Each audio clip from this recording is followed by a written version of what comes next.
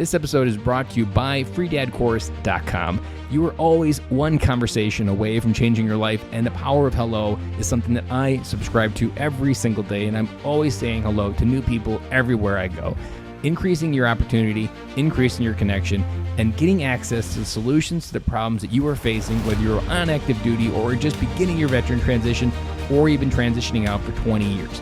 On the other side of hello are the solutions that you're looking for. Again, head on over to freedadcourse.com. Get your 5-episode audio course to create more connection, create more friendships, and get back to living the life that you're trying to design. Dory 1, this is Fire Team Delta. Dad's coming home. Welcome to the Military Veteran Dad Podcast, where it is our mission to bring every dad home. I am your host, Ben Killoy. I'm a United States Marine veteran, husband, and a father. We will bring authentic conversations to inspire action in your life so we can close the gap between the dad you are today and the dad you want to be tomorrow. This is the Military Veteran Dad Podcast. Dads, welcome to the very first bonus episode for the month of April. If you missed Monday's episode, what we're going to start doing is on the first Thursday of every month, we're going to bring either an author, some type of person maybe outside the veteran community, but someone that can add value to our lives as dads and help us come home. And then from that, the rest of the month, we're going to take what we talked about in that bonus episode and continue the conversation on our website at militaryveterandad.com through our blog posts. And I would encourage you to comment on those blog posts because that's where we'll go ahead and engage in different conversations and topics and begin to start to unwind this topic of having those 10 minutes of connection with our kids and really some of the struggles that can prevent us from making that connection. It sounds really simple in this episode, what we're talking about, but at the end of the day, there are days where you're like, it seems like it's a mile away from having that 10-minute connection. We dive into a lot of different areas with this. Alisa touches a lot of different nerves within being a dad and how that psychology plays out in adults and in our kids. And this episode really just goes down to the core and cracks are wide open. Before we get started, I'd just like to ask if you haven't reviewed the podcast yet on iTunes, I would really appreciate it. Those reviews are the lifeblood of any new podcast, and they help us climb the charts and help us reach even more military veteran dads.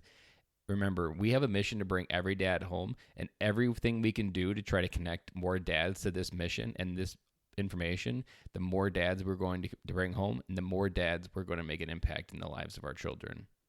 Now, without further ado, now on with my conversation with Alisa van Langeveld. Good morning. Today on the show, I have Alisa van Langeveld, and she is an expert within child psychology, and she's here to join us and help us connect with our kids in simple ways. And Lisa, welcome to the show. Thanks, Ben. I'm glad to be here. Go ahead and tell us a little bit about yourself and your background. All right. I am a university adjunct professor in a family studies department. I've been teaching at the university for 10 years. My areas of research include interpersonal and group communication, and family communication is a part of that, as well as generalized child development and family processes and parenting. I went to college for 10 years studying all of that, and then I've been teaching at the university for 10 years, and I'm really passionate about it. My focus is on parenting and connecting to children in meaningful ways that it benefits both the parents and benefits the kids. I'm also a parent. I have 4 kids at home.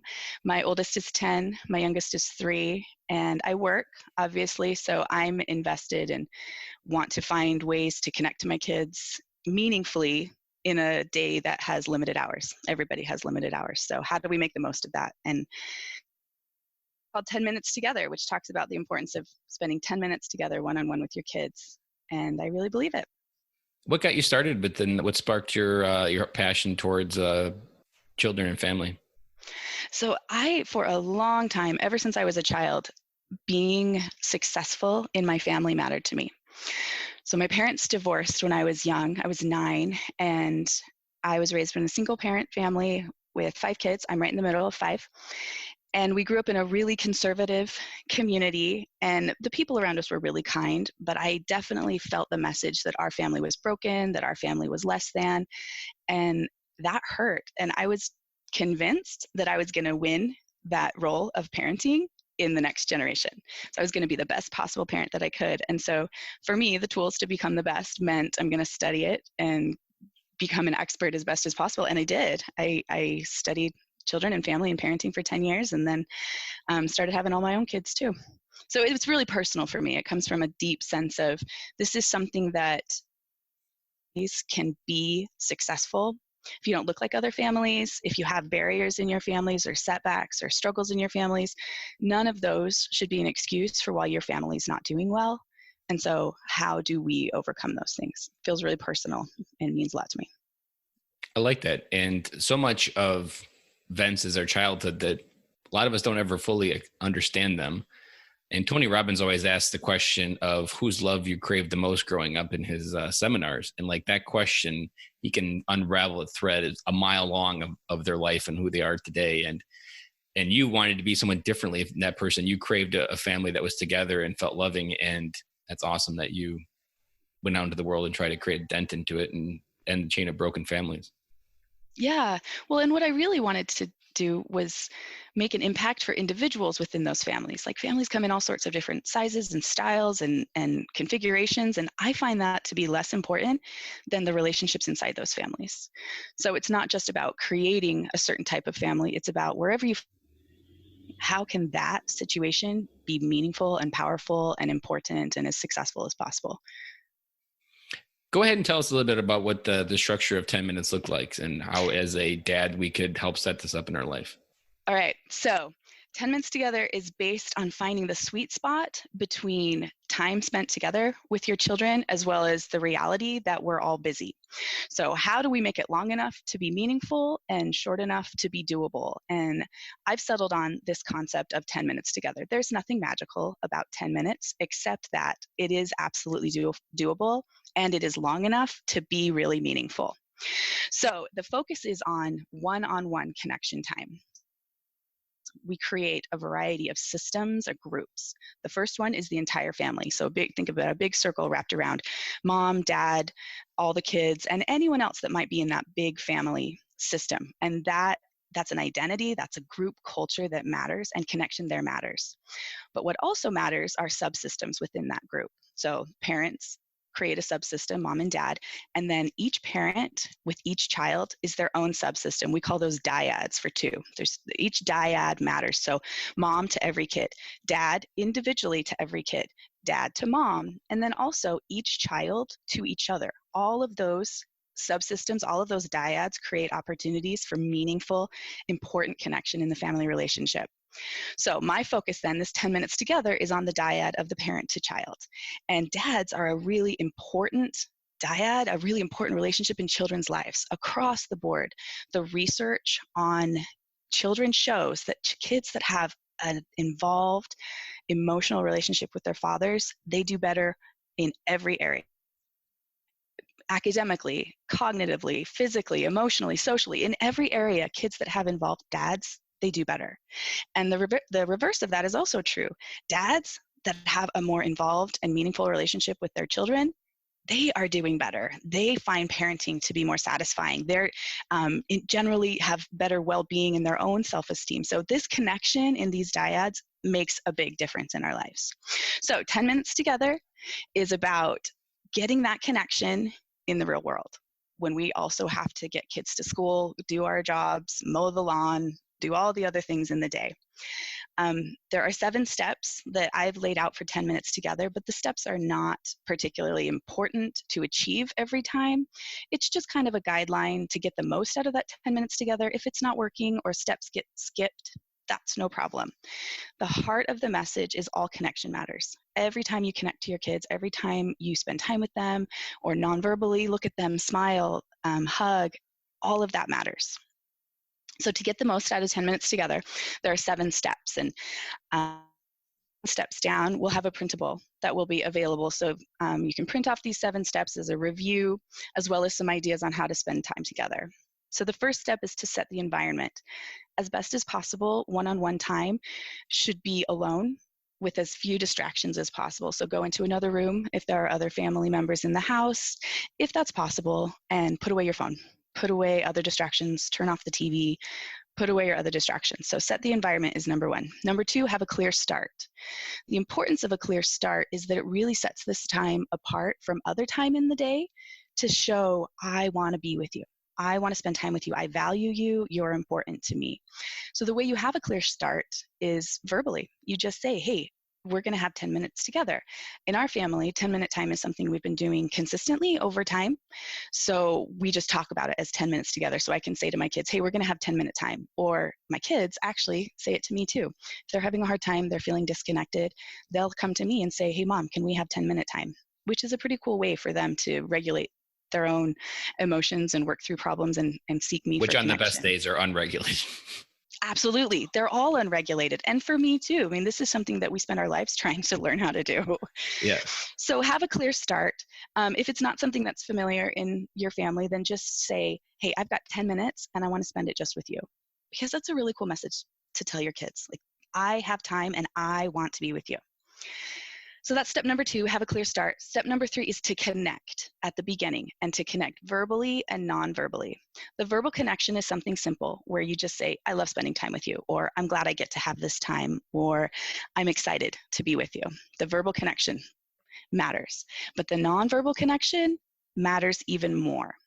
The non-verbal connection is any way you use your body to communicate to your child that you're excited to be with them and you want to be with them. So what that includes is eye contact. Are you looking at them? A smile, hug. You can stroke their hair, rub their back, pat them on the head, give them a side squeeze. There are so many ways we can non-verbally connect. Now, the reason the non-verbal connection matters so much is because it is such a powerful way to communicate. In fact, when we are communicating, if our non-verbal and our verbal messages do not match, the non-verbal will win every single time. And let me give you an example of that. If I say to my kids, I really love spending time with you, that's pretty flat. Okay, maybe I believe you. But if I say it like this, I really love spending time with you, that sends a different message. And if I say, yeah, I really love spending time with you, yeah, it's a totally different message. So we need to make sure that these messages match. And if they don't, let the nonverbal win. So how are we showing them nonverbally that we're present, we're excited to be there? This also includes how we listen, and we do active listening, or if we're paying attention and looking at them with our eyes.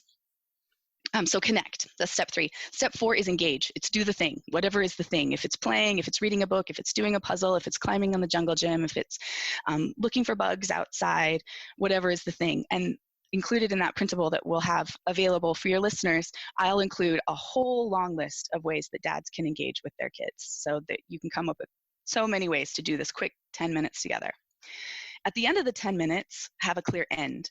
And one thing that I do is set a timer for my kids. And the timer is not meant to say like, oh, I want to get out of this time as quickly as possible, but it's meant to put some boundaries around the time so that we know that life is going to continue on and we have to get other things done. So it's going to come to an end eventually. So when my little timer goes off, I'll connect again. And then that's step 6, connect again at the end, both verbally and non-verbally. Another squeeze, another hug, eye contact, a smile, and thank them. Thanks for spending this time for me. I love spending time with you. We'll do it again. And the we'll do it again really matters because what we're trying to communicate to our kids overall is that they matter to us so much that we're going to prioritize that time together. So we have to do that consistently. And that's step 7, be consistent. It doesn't have to be every day. We're not looking for perfection here. We're looking for meaningful connection. And the bottom line, all connection matters. So if you do this 1 day a week, you're winning. Connection matters. If you do it 3 days a week, you're winning. Connection matters. If you have multiple kids, I have 4 kids. I never get all 4 kids done in a day, almost never. But I get 2 done every day, and then the next day I do the other 2, and we swap back and forth. Or my husband might connect with 2 on 1 day and I do the other 2. So it's really fluid, and perfection is not the goal, but every time we do this, it makes a difference. All connection matters. I like that. And I didn't really know what I was doing, but for a long time, I used to read to all 3 of my kids at the same time. They'd each pick a book. They'd all sit down together. It was always absolute chaos. Just like 2.5 weeks ago, I decided, I don't know where it came from, but I was going to just sit down and read each book in their own bed. They each get a book, 1 book, and they would each wait, and they wouldn't be able to interrupt each other's time, and it would just be that time together.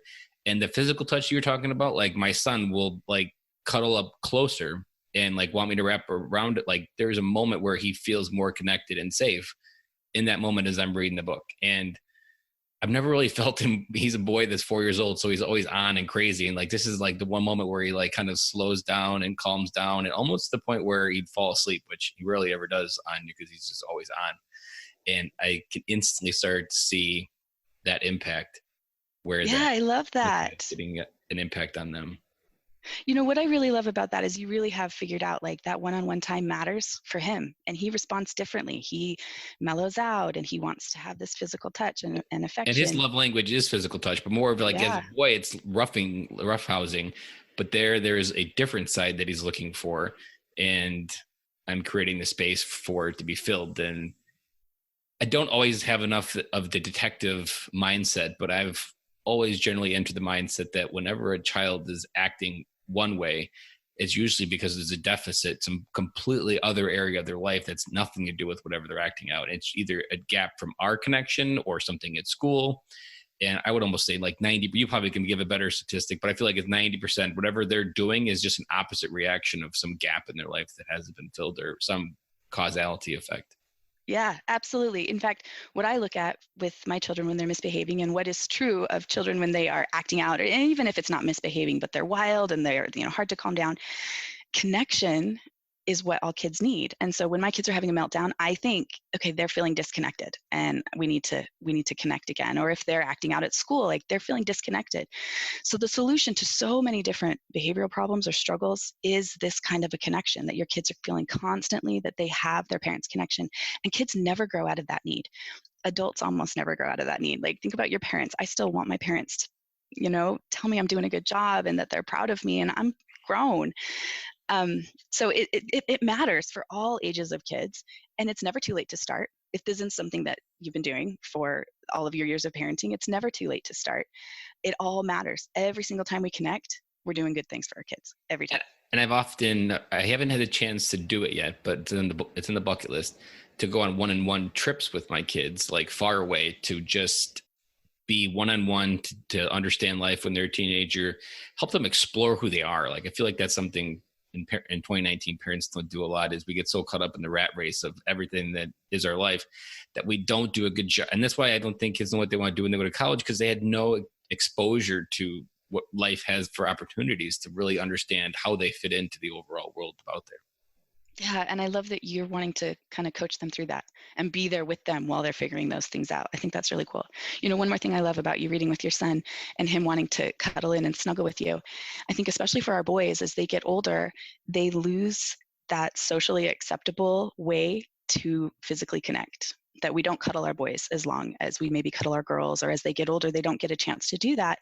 And I think that leaves them with some real disconnection in their relationships. And if you can hold on to having those physical connections with your boys, especially as long as possible, I think it really matters. And it doesn't always have to be cuddling while you're reading. It can be like a pat on the leg while you're, driving in the car, or like a pat on the back as you're walking out the door. But like physically touching our kids benefits them.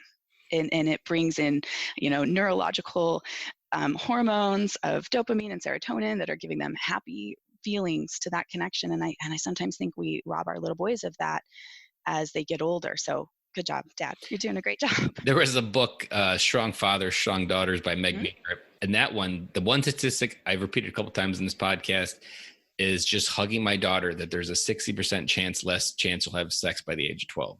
Like that one void of physical touch has that big of an impact. And then if you think about like just the other, if you be more intentional with your 10 minutes and through the whole experience, I can't imagine the far reaching.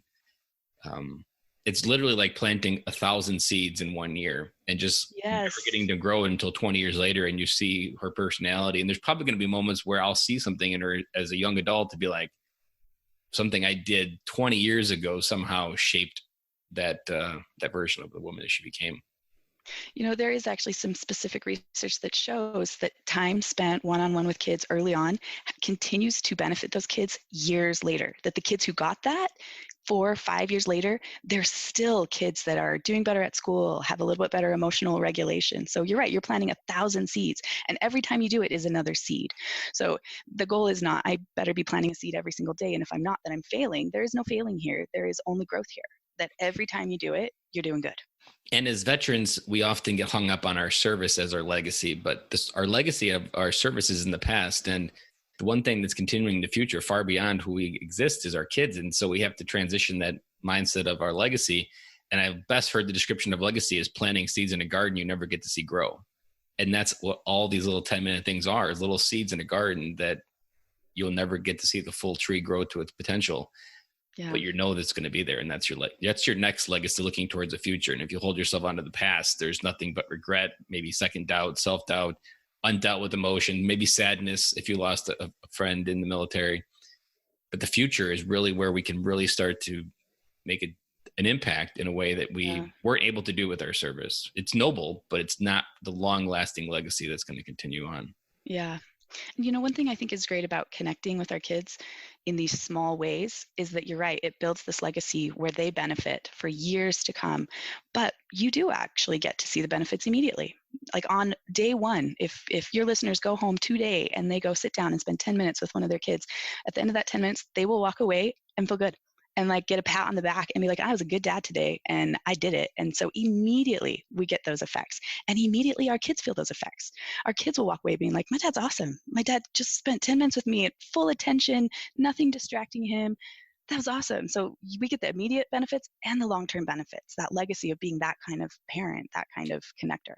I also didn't connect this together, but my daughter started kindergarten. We started a new school in the town we live in, and it was first grade. And I was driving the very first day, and we drove by a diner, and I'm a big breakfast guy. And I was like, this can be perfect.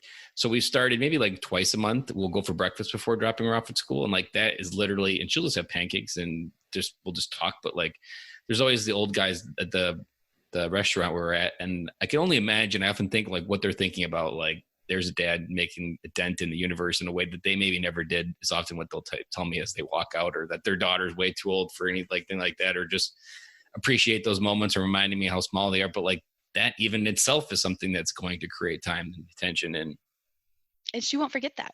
No. She'll always remember that she got to have those breakfast dates with her dad. She hold on to him for a lot.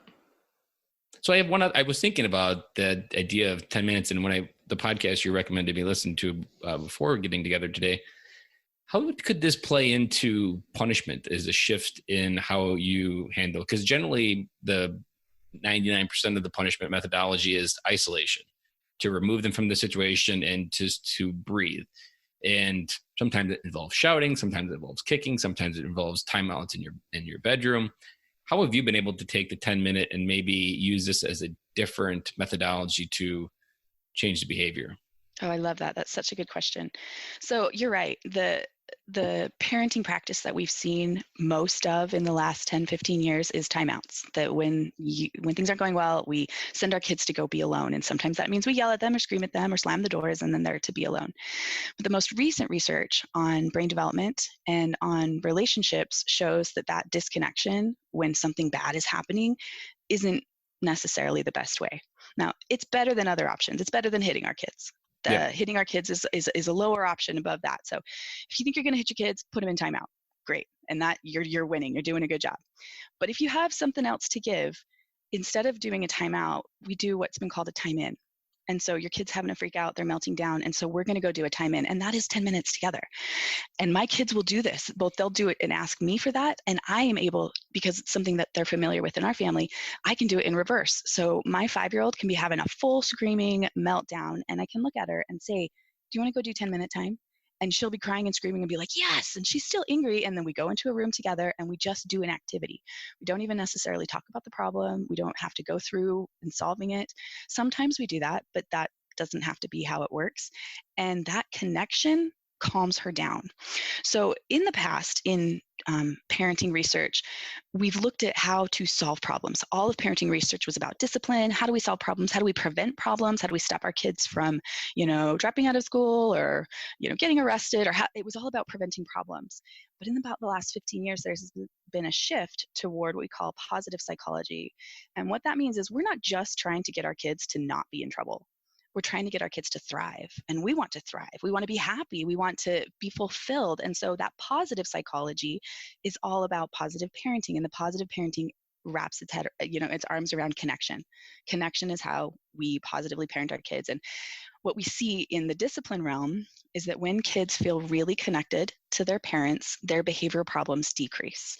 And that happens over time. Like if you're doing 10 minutes together and you're doing it for a month, 6 months, overall, you're going to have fewer behavioral problems. So over time. Second, it happens immediately. Just like I was given the example about my daughter and doing 10-minute time.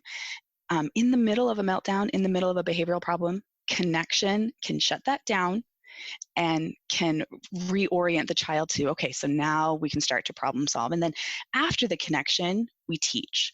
So the word discipline comes from a Latin word, disculpe, and I might be saying that wrong because I don't speak Latin, but that root of that word is to teach, that we discipline our kids to teach them the proper way to behave. So shifting away from punishing for misbehavior toward teaching proper behavior. So 10 minutes together allows us to stop the wrong behavior and now teach them. Like when you're mad, you don't get to hit your sister. Or when you go to school, you have to stay on task and do work. Or you have to be home on time. Or whatever it is, the rule that was broken, the focus should be on let's connect and now teach you the right way to behave. And sometimes there are still consequences for misbehavior.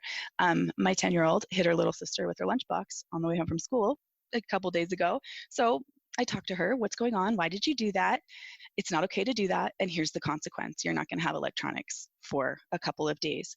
But the goal, the purpose, the heart of that was teaching her the right way to behave and connecting to her, not just coming up with a consequence for her misbehavior.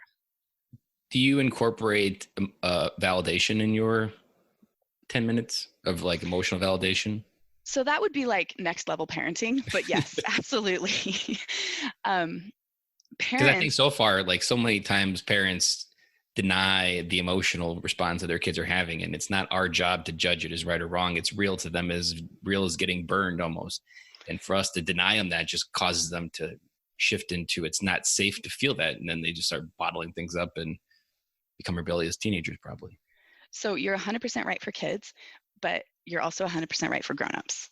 Like how many times do grownups do the same thing? Correct, yeah. Where they are not able to identify their emotions, they bottle them up, they are exhibiting those emotions in inappropriate ways.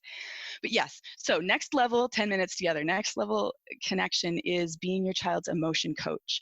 And being your child's emotion coach is actually really good self-therapy too. Because I truly believe all adults need to have some, can improve in their emotional regulation. So here's what that would look like, being an emotion coach for your kid. Number one, teach your kid to identify what the emotion is. And again, this is good self-therapy for adults. What is it exactly you're feeling? Are you feeling angry? Are you feeling disappointed? Are you feeling mad? Are you feeling frustrated? Are you feeling embarrassed? All of those different types of emotions manifest themselves like anger. But there are so many other ones that are behind there. So first level, emotion coach for your parents, teach your kids to identify what is the emotion that they're feeling. Second step, whatever you're feeling is fine. All feelings are fine. Anger, jealousy, frustration, hatred, all feelings are fine. Third level, not all behaviors are fine. So you can feel all of those terrible emotions, but how you behave has limits. We don't hurt other people. We don't hurt ourselves. Yeah. We are accountable and responsible for the things in front of us. You have to go to work or you have to go to school. Even if you're angry, even if you hate your teacher, we still have behavioral limits. We still have expectations. I'm always reminding myself that emotions are meant to be felt and understood, not suppressed. Like absolutely. You really just need to feel them and understand what it's indicating, because they are the indications of what's going on. And the more you suppress, the worse you feel. And so eat your emotions in every meal. It's kind of just came to my head right there. But like just being able to feel it. And what are some questions that you use to help them identify? Because sometimes I struggle with the right probing question to get them to identify what they're actually feeling. So one step is to ask, so what are you feeling? But you're right, kids, they just don't know. They aren't self-aware enough or don't have enough experience And I to don't be like able to. leading them either, like giving them the word, because then I feel like I'm projecting whatever I think they're feeling, which isn't accurate either. You know what though, but that's actually a good way to help them, because if you project that, or if you say that, like, you seem angry or you seem frustrated or you seem sad, it gives your child a chance to evaluate, is it sad, yes or no? And so then they'll say, like, no, I'm not sad, I'm mad. Not sad, and then you can continue to coach them, okay, you seem disappointed. And so trying to provide those suggestions about like what you think their emotion is that they're feeling, that's actually a great idea, because it gives them a chance to either say, yeah, you're right, that's exactly what I'm feeling, and maybe they didn't know that, maybe they couldn't articulate that, or they get to say, no, that's not what I'm feeling something else, and here's what it is. And let me share a couple of books, kids books, that will help. We use them at our house, and I think they're great. There are a couple of books about emotions and for kids. I can give you some links and you can put them in your show notes. But the first step is just showing what the emotions are. And so it'll be a picture of a kid that looks like really angry, and it'll just say, I am angry. And it's trying to teach children to connect the feeling of anger with the nonverbal behavior of anger. So remember, we talked about how important the nonverbal behavior is, and that most of our communication from human to human is nonverbal. So we learn how to show other people we're angry, and we act out in anger without even always knowing mentally that what I'm feeling is anger, but we're acting it, we're it. So the first step is children's books that just identify emotions. So kids have this wide vocabulary of different styles of emotion. Like, it's not just sad or angry. There's so many other emotions in there: jealousy, disappointment, frustration, fear. That's the first step. Second step, and I love this book, I think it's good for adults and for kids, is called Rabbit Listened. And it's about this little boy, and something terrible happens. And then all of his friends come to him one at a time, and they try to help him. And his friends are all different animals. So the snake comes over and he says, hey, let's go make it terrible for someone else, which is a strategy some people do when they're feeling bad emotions. They go and try and hurt other people or make it worse for other people. And the ostrich comes and says, hey, let's pretend like there is no problem, which is a strategy a lot of people do. Like, no, I don't have a problem. There's nothing wrong here. So this whole range of friends come, and they show all of these unhealthy ways to handle this, working through this bad thing that happened to the kid. And then the rabbit comes, and the rabbit just listens, and the rabbit, says, I'll sit next to you. And the little boy just lets the rabbit sit by him for a while, and then the little boy on his own starts to process through all of those pieces, and the rabbit just stays with him. So I think that's good for adults, and I think that is such. They're having huge meltdowns. It's not my job to fix it. Maybe I'll help them identify what that feeling is. I'll talk to them about their limits on how to behave when they feel that feeling. But really, they get to just have that feeling. No feelings are wrong. No feelings are bad. And so just feel that feeling. And while you're processing through that feeling, you might feel like you want to go hurt other people. You might feel like you want to pretend like it's not there. You might feel like you want to rage and scream at the world. All of those are okay. But the rabbit just sits there with the boy while he goes through all of those feelings on his own. And then at the end, he's okay. And they go on and they go back to playing. But I see my job as a parent a lot like that I'm there to help my kid process through all of those emotions. I don't punish them for their emotions. Have whatever emotions they want. As adults, we get to have whatever emotions happen too. But how we act with those emotions has some limits on it. And in the end, sitting with your child, sitting with your friend as they go through all of these emotions, that's some of the best things that we can do to support our friends and our kids. I think you'd like this. There was a speech that I heard a few months ago, and it was, be the rainbow to someone's storm. And essentially that rainbows only come after a storm. And I've taught this to my daughter as far as relationship to kindness. Like, you see someone having a storm, like, be their rainbow, like whatever you think they can need, like, to show up in their life, to just be that rainbow. And somehow that rainbow idea, because they all love rainbows, and it's translated. And I would ask her if what rainbows she gave away. And sometimes she'd say she gave away a double rainbow. And like that also, I think, teaching them to also emotionally coach kids who have that look on their face, like, be the rainbow, be the friend that you wish you had sometimes when you have that look on your face. Yeah, I love that. And what has to happen in order to be that rainbow is, one, you have to be present. You can't run away. You can't not be there. So be present, even while people are going through really crappy things, even while your kids are going through crappy things. Don't run away. Just be present with them. You don't have to fix it. Just be there. I like that. And When you run in through the 10 minutes and the emotions, how do you balance trying to not be their friend? Because that's something that I've struggled with growing up. I didn't have a lot of friends in my life, so I've always had this constant feeling of trying to be liked. And that's also perpetuated in my parenting and trying to create a barrier of discipline, but then being firm, but then also not being their friend, but being their parent, but then also wanting to be their friend so that they can feel safe. How do you handle that through all of this as well? Good. That's a really good question. So in the parenting research, there have been identified a couple different parenting styles, and all of us fall into one of these four different styles. And it's about patterns. It's not like, sometimes I seem like all of the different styles, but overall, I want to be in this particular style. So the four styles are based on warmth and connection with your children. So families can be, and parents can have high warmth and high connection, or low warmth and low connection. And then the second criteria is boundaries and limits and expectations, firmness, control. And you can be high on that or low on that. So when you have these high lows, it creates these four typologies. The goal, and across the board, what the research says is all kids do better in parents that have a high level of warmth and connection, and also a high level of limits and expectations. So when we run into that risk of feeling like, am I being my kid's friend? The way, be warm and engaging with them, but also maintain high expectations. In this family, we don't hit, or we do our homework, or whatever is the expectations. We kind of fail and slip more into that friend category when we're not helping our children become adults. We're not teaching them how to behave properly, and we don't have those limits. So that's called authoritative. Authoritative parenting is high warmth and connection, high expectations. And as I'm making parenting decisions, I often check in and say, okay, so am I having high limits, high expectations here? Am I having high warmth here? Now, the other three categories then are, different variations of that. So high warmth and connection and low expectations, that is the group that is more like your friend. And that's called permissive parenting, where there's kind of like, whatever you do is fine. I don't care. I'm more concerned about not making you mad or criticizing you than I am about making sure that you have high expectations, that you're doing the things that are required of you. Those kids struggle. They don't do as well as kids that have high expectations there.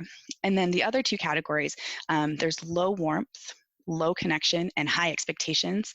And that is called an authoritarian style. And that style actually crops up a lot in military families because it does mimic a lot of the dynamics that are found in military service, where it's like, I'm the boss, you do what I say, there's no questions asked, and I'm not going to cuddle you and coddle you about it. And sometimes parents take that home and then they replicate that same action in their families. So authoritarian is and kids in authoritarian families often rebel. They get to a certain age, or they find ways to break those rules and break out under those high expectations. Now, again, remember, the high expectations are not the problem. What the problem is there is the low warmth or low connection. And so if, someone's listening and they're feeling like, oh, you know what, that's me. I am that authoritarian parent. That is how I do it. It's because I say so. That's why I'm the dad. That's why. The way you solve that, the way you up-level your parenting then, is you build in that high connection. You build in that high warmth, and 10 minutes together will do that. So go ahead and keep your high expectations. That's not the problem. The problem is the warmth there. And then the last category is low expectations and also low warmth. And those are called disengaged parents. And those kids, they're just disconnected from their parents almost entirely, and they struggle as well. So bottom line, the goal is high warmth, high connection, as well as high expectations. And those are the best style of parents. It's called authoritative parenting. If you're feeling like, I don't want to be my friend, then what you do is you bring in those expectations, you enforce those expectations of your kids.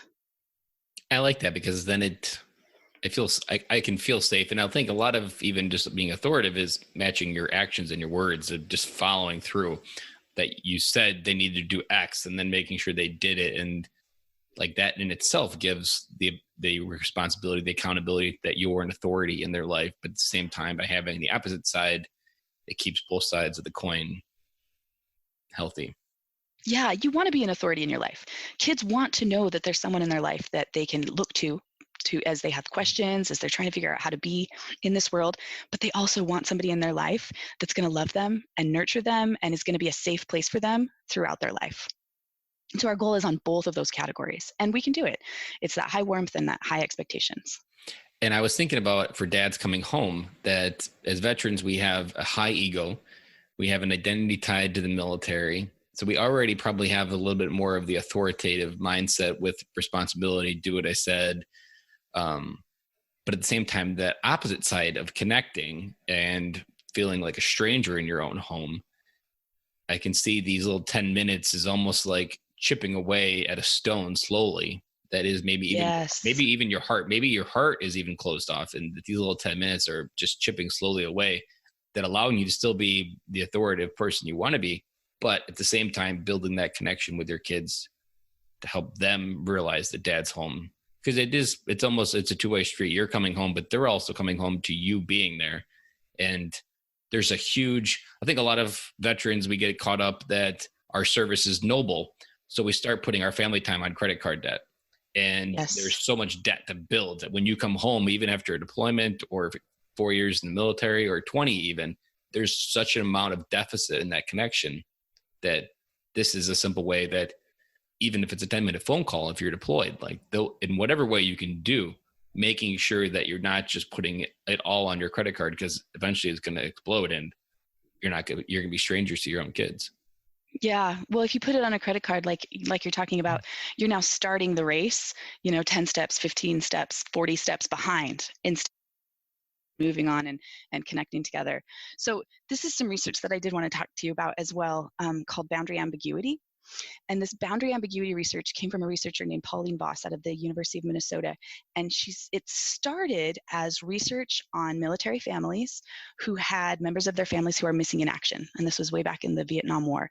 And that families who had members who were listed missing in action, they were not quite able to move on with their lives because they weren't grieving the loss or the death of a family member. They weren't sure what had happened to that family member. It was kind of this ambiguous, unspoken hole in their family, and it was really, really hard for them.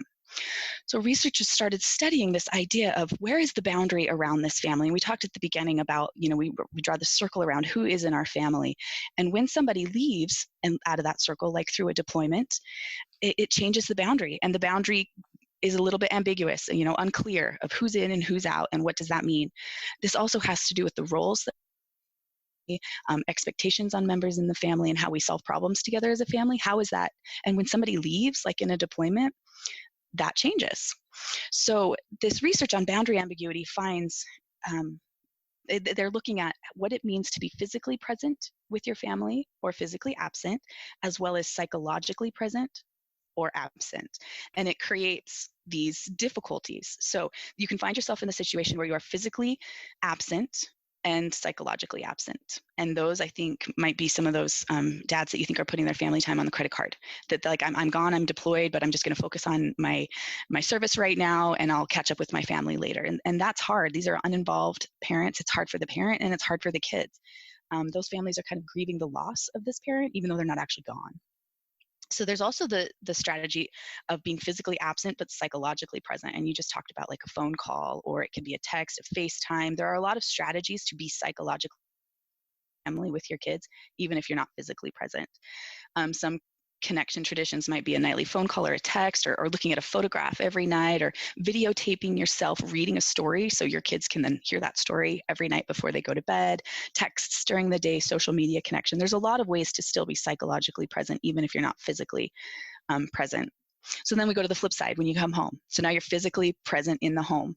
And what we see with a lot of military families, and this happens in other areas as well, is that being physically present but psychologically absent, so you're not actually engaged in the family, you're not sure what role you play in the family or how to do that, is actually also really difficult for kids and really difficult for families. And this is that boundary ambiguity, like dad's home now, but is dad, going to work, or is he here all day, or does he help with the dishes, or do we not ask him to do things because we're not quite sure if he's ready to do that? That ambiguity is really hard. And what the research shows is that there's a little bit of a honeymoon period when military veterans come home of about 4 months. And in the first 4 months, it's kind of okay. Everyone's just so happy that you're home and there's this honeymoon. But starting at about 4 months, that ambiguity, that lack of clarity on, dad's here, but what does that actually mean, starts to break down and starts to show, some behavioral problems in the kids, maybe setbacks in family functioning. And that lasts usually about 4 to 9 months. And in that 4 to 9 months, so if you're in that period, the way you move through that period successfully is you talk about it. You got to be really clear about like, what am I doing in this house? What roles do I have? Do I put the kids to bed at night? Do I help with dinner? Do I do the grocery shopping? Do I mow the lawn? Am I in charge of the cars? What is it I'm doing? And a lot of the times in families, these things are not spoken about explicitly. They just kind of come up and they get worked out over time. But when you have a situation where someone in that family, someone pivotal in that family is coming and going or has been absent for a period of time, it's sometimes hard to like roll back into those expectations without making it really clear. So I suggest sit down with your spouse or your partner and be really clear. I want to be more involved with the kids, or it's really hard for me to be with the kids right now. And if you can still be in charge of putting the bed or whatever, but just be really clear about what role you're playing in that home. And then connecting to your kids. Even if you're not the one that's getting them ready for school or putting them to bed at night, this 10 minutes together still matters so that they have that, like Dad's home and he's with me. He's psychologically with me. He's giving me his attention. He's not still gone. He's not still deployed, because that's really hard. In this boundary ambiguity research is this idea of physically present and psychologically present. And I think that that's a good kind of self-check-in for veterans coming home, to be like, okay, I'm here, I'm home, but am I psychologically home? And how do I do that? And 10 minutes together is how you can do that with your kids. And a really explicit conversation is how you can help do that with your spouse or your partner.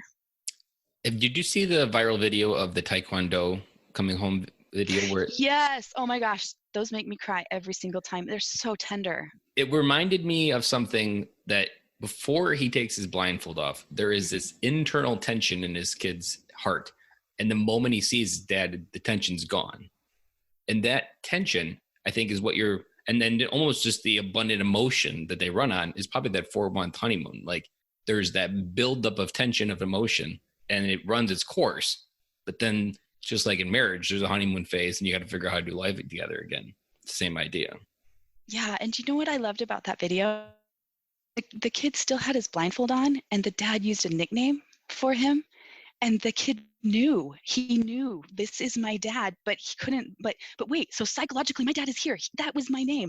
But physically, is he really here? Is that really him? Is that really him? And he was struggling to get the blindfold off. Oh my gosh. I thought that was so tender. Those moments, they really, really they really get me going every time. They're beautiful. Yeah, they're beautiful. Without crying my eyes out. Beautiful. But it's hard. It really illustrates how hard it is. It's hard. It's hard for parents and it's hard for kids. Is there something we could do differently in the honeymoon stage to either prolong it that would help that honeymoon phase through that 9-month overall time, that we don't like burn through it within the 4 months? I'm not sure the energy or the excitement. Is there a different methodology you think that we could change to help that 4-month be longer time frame? Yes. So and not only just be a longer time frame, but with some really careful preparation in that early stage, you can avoid the rough patch that's coming ahead for a lot of families.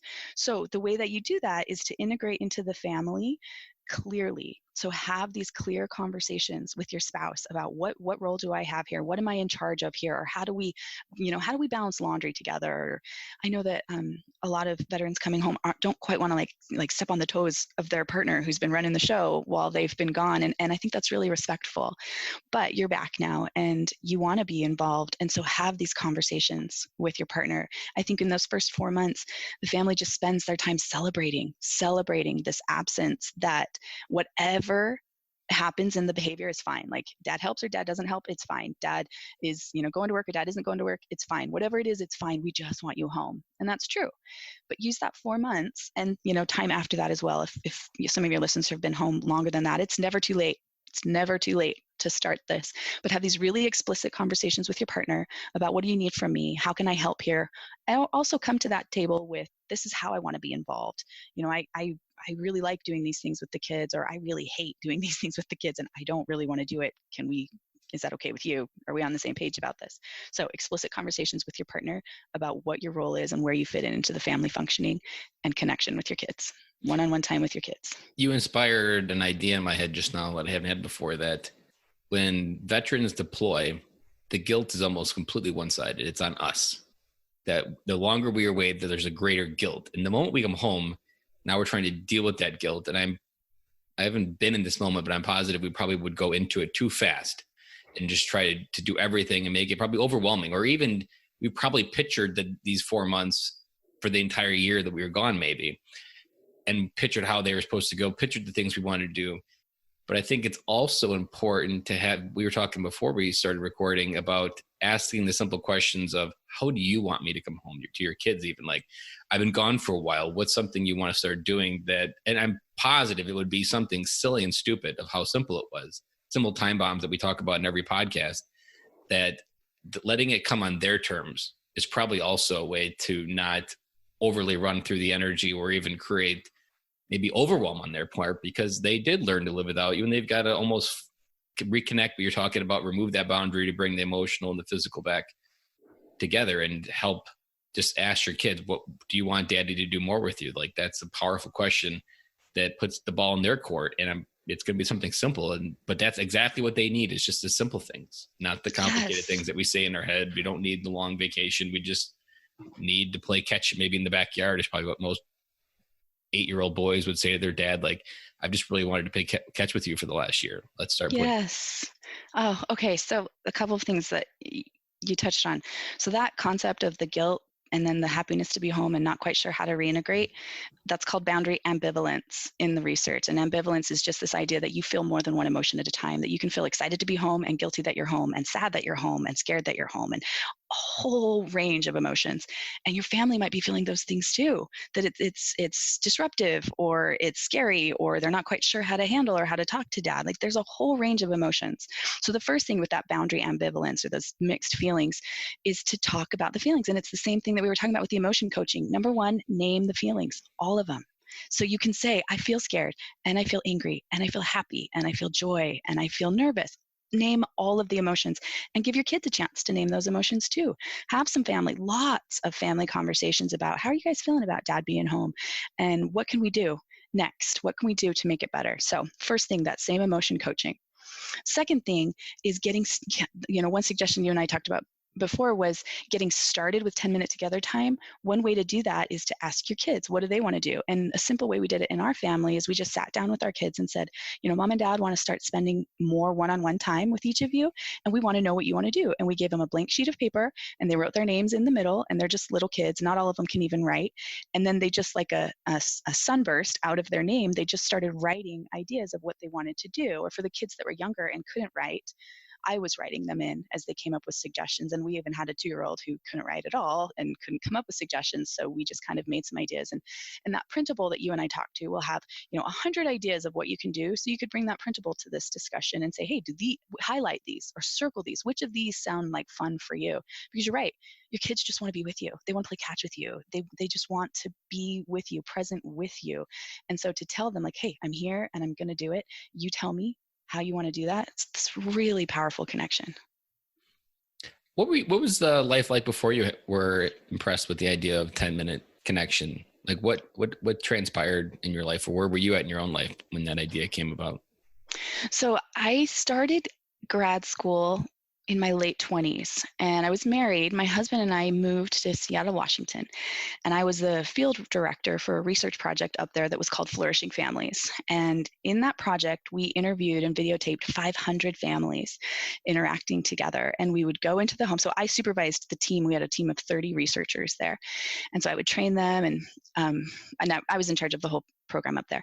So the researchers would go into the families' homes, and they would videotape the mom and dad interacting, mom and child, dad and child, and then they would have them fill out this large survey.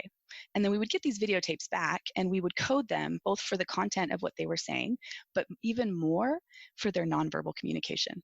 So we would talk about, are they showing signs of contempt? Are they showing support? Are they showing validation? Are they showing love? And what does that look like? The purpose of this whole research project, and I was there for a little over 2 years, but the entire project went on for 8 years. And it was looking at early adolescents, 10 to 14-year-olds, and then it followed them all the way till they were about 20. And they wanted to say, okay, so now that these kids are 20, who has jobs? Who are in good relationships? Who's been arrested? Who is, who's in the basement? Who's in the basement? Yeah, that happened a lot. And then they wanted to look back and say, what were those families doing in the way they interacted with each other that led these kids on these paths of different, outcomes? So I was there in research. I had no kids at the time. And I had some friends, and we were at dinner one time, and one of my friends was at dinner, and he was kind of just this really confident but disengaged dad who didn't value family studies as a real course of study at all. And he said to me, okay, so what do I need to know? Bottom line, what do I need to know to be a good dad? And I knew enough from the research that you need to connect to your kids. You need to be present and connect with your kids. He's like, okay, well, how much?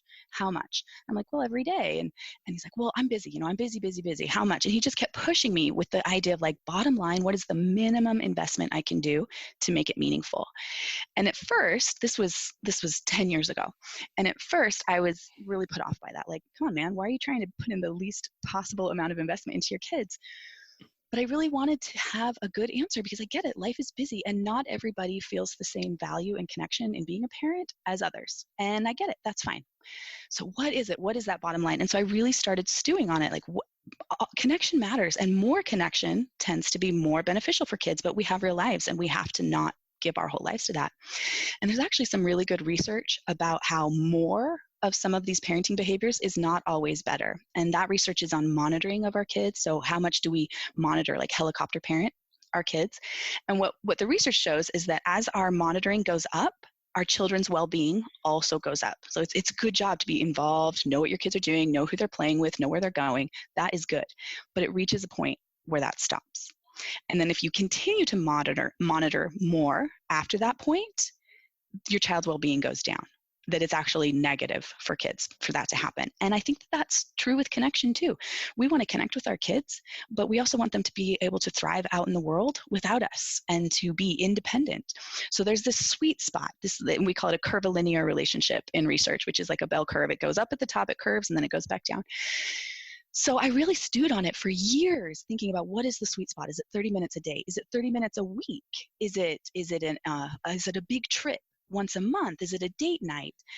And what the research really points to is that smaller amounts of connection more frequently leave a lasting impact, leave a more profound impact. Now, again, all connection matters. So if it's a once a month daddy-daughter date, that matters. If it's a once a year daddy-daughter trip, that matters. These all matter.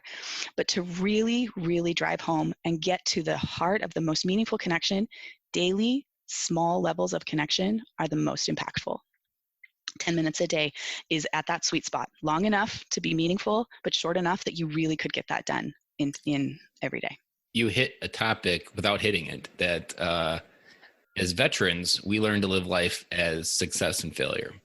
And we're trained to avoid failure at all costs. Failure means people die. But as parents, failure is right up there next to oxygen. It's just as important to breathe as it is to learn how to fail. Is there a strategy that you've brought with your 10 minutes of together to teach failure within that? So I would say to flip that concept of failure, there are few things parents do to fail in an immediate moment. Because what happens with parenting is that we're looking at patterns over time. So if you yell and scream at your kids on one day, that's probably not a parenting win for that day. Yeah. But it doesn't have to be a fail either, unless that's what you're doing every single day. And so when we talk about failing as parents, I see that kind of problem that creates. If you're trained to feel like all failures are unacceptable, it makes it hard to realize that parenting is something that you can't be perfect at all the time. Nobody. What about helping the kids fail? Because that's just as important. Oh, I see. Okay, yeah. So this is really good research. And I heard you mention this on another podcast with the growth mindset. And so teaching our kids to have this growth mindset, and the growth mindset is this idea that you can fail and you can get better, that I have the capacity to learn and to improve, and that failure in and of itself is not a problem unless I stop trying. And that research is really, really powerful. I can tell you some of the background of that research if you're interested, or maybe that's something you've already talked about. You can go into a little bit. We haven't dove too much into it other than the word growth mindset too much. So the first researcher that introduced this idea of growth mindset was named Carol Dweck, and she's from Stanford University. And what she was looking at was how we praise our children, especially in elementary school. That was the age of kids that she was studying. And what she did was look at groups of fifth graders, and she pulled them into two groups, and they did a task, like some worksheet that they did in class. And regardless of how the kids actually performed on that task, they praised one group of the kids for their outcome. Like, you are so smart, you must be the smartest kids in the class, but it's this internal trait, like you have smartness. And then the other group, they praised them for their effort, that you tried really hard, I saw you working through the problems, you must have learned a lot in that process. So they split them into these two groups: praise for smarts, praise for intelligence, and praise for effort.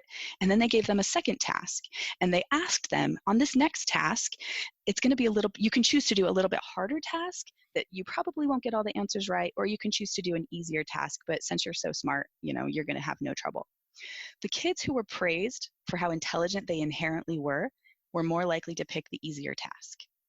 And the concept there is that they were too afraid to fail, because failing meant that it was threatening that concept of, like, I am a smart kid, but if I fail, I'm no longer a smart kid. Whereas the other group, the group that got praised for their effort, they were much more likely to pick the hard task, even though they knew they were going to fail. So that just immediately, in a one-day research, we see this difference in how children behave when we tell them you're smart versus you work hard, or you put a lot of effort in that. But then here's one thing that I think is so powerful about that research. At the end of the day, the researchers asked the students to self-report their scores on all of these different activities. The kids who had been praised for their natural intelligence, they lied. Even though it was an anonymous self-report, nobody was going to associate their scores with them as individuals, but it still mattered to them to perpetuate this idea of, this is who I am, and they lied about it. So that kind of initial research really sparked this growth mindset movement. So growth mindset is this idea that I can learn, I can fail, and it's okay. The opposite of that is a fixed mindset. A fixed mindset is that however smart I am, I already am. No matter what I do, I'm not going to get more smart. And it's a really difficult place to be in, especially when you do fail, because all of us fail. Because when you fail, all of a sudden you are a failure and you can't fix it. Versus on the growth mindset side, when you fail, it's just another way you learned to not do that, and you do it different another way, and you try again. At my kids' school, their school counselor teaches growth mindset to the entire school, and they have posters all around the school that say things like, it's a not yet moment. So instead of saying, I'm bad at math, you can say, I don't know math yet, or I haven't gotten the answer to this yet, but that I have the capacity to do it in the future. And I think that growth mindset matters a lot for parents, especially if you're reevaluating your parenting, based on some of the things we've talked about, and said, like, yeah, I'm not doing these things. That's fine. You have tomorrow.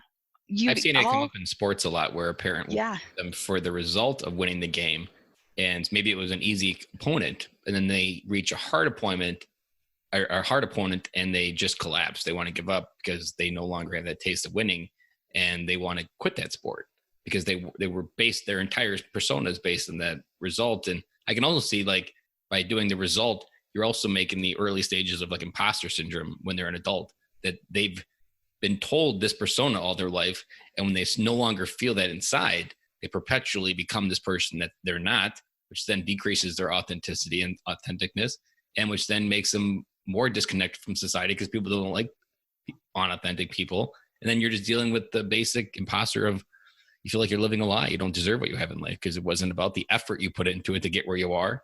It's somehow, no one said, man, that CEO is the smartest guy in the room. It's about the effort it took that CEO to get there, which is a different way to get to the top. Yeah, absolutely. Some of the research on growth mindsets shows that this transitions during elementary school. If you ask kindergartners or first graders if they're good at reading or they're good at math, almost all of them say yes. I'm good at this. I'm good at everything. I can do all the things. And by the time you get to fifth grade, almost none of the kids say they're good at it. Like 10% of the kids say, yeah, I'm really good at math, or I'm really good at reading. Even kids who are good at math and reading, they're much less likely to say, yeah, I'm good at those things, because of that idea of, are we training our kids to feel like, hey, you can be good at something as you continue to learn, or are we training them to be like, you either are or you're not good at this. You either are CEO style or you're not. You either are a basketball star or you're not.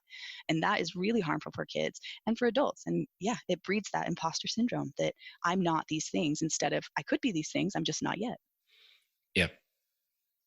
Like when people say, when they have I'm not sure what to call it, but when they break up impossible, to say I'm possible, and like that is really like I'm possible at anything, and anything that's impossible is just something I have yet to learn how to do.